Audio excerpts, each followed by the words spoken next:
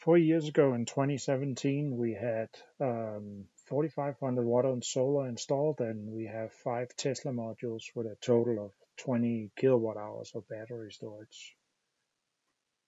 Everything has worked fine since then, and this one is a picture of where we park now up in Colorado in the high mountains in the forest.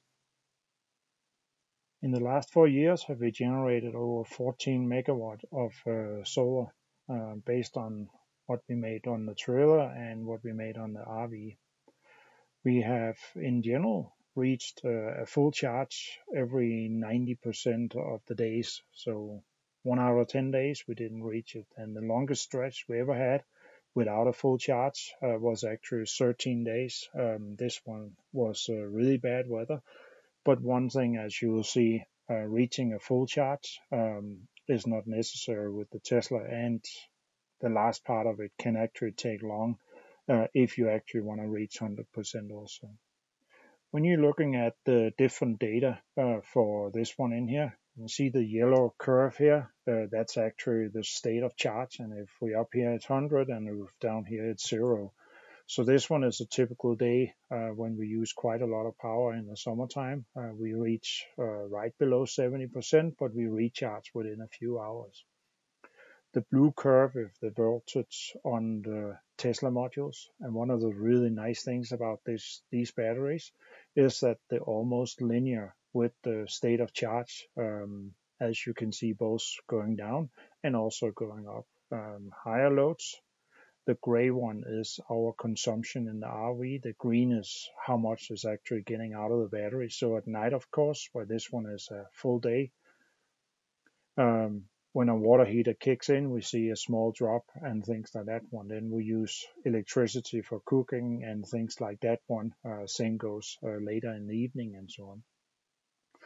But as the voltage will actually hit 24.1, that is what we're charging for, we're still at that point only at 95% state of charge. And then as a lead acid, it actually slowly drops off. That's a fact of how a constant voltage, constant current is actually working for charging these batteries.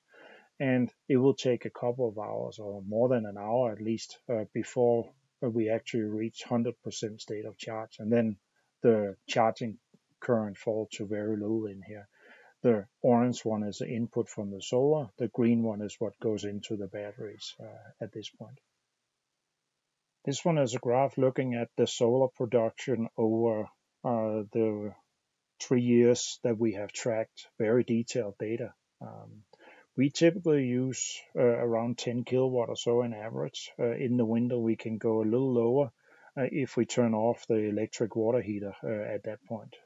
We have had some days like the summer last year, where we actually used a lot of air conditioning, and we can reach over 25 kilowatt up here of generated power.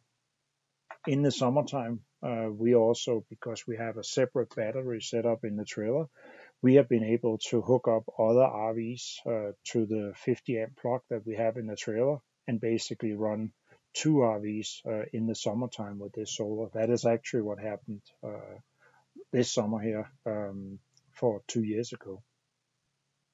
Looking at the voltage on the battery, this one is the highest and lowest voltage in a day, and some days the measurement just don't catch it correctly, so there will be a spike that goes down. We never got under 21 volt, that is around 25% state of charge on the batteries.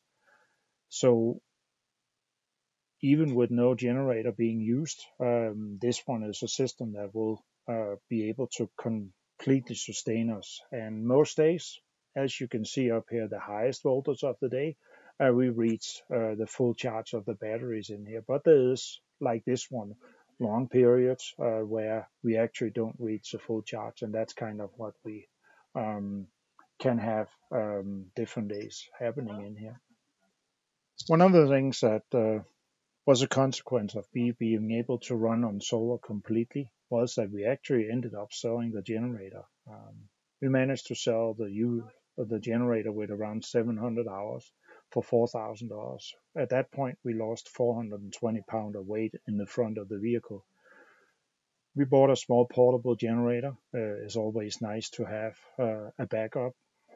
Even we never really used it before.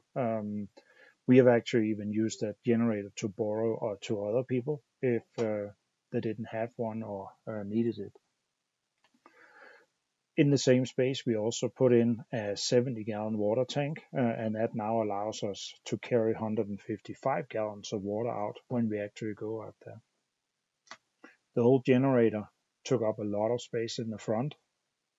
The little Honda that replaced it is not up there, but just to get an idea of the difference in size in here, it's put in the same room. But actually this 150 or 70-gallon water tank that we just fill manually and then use a pump that we normally use to transfer water anyway, to just put it into the regular tank.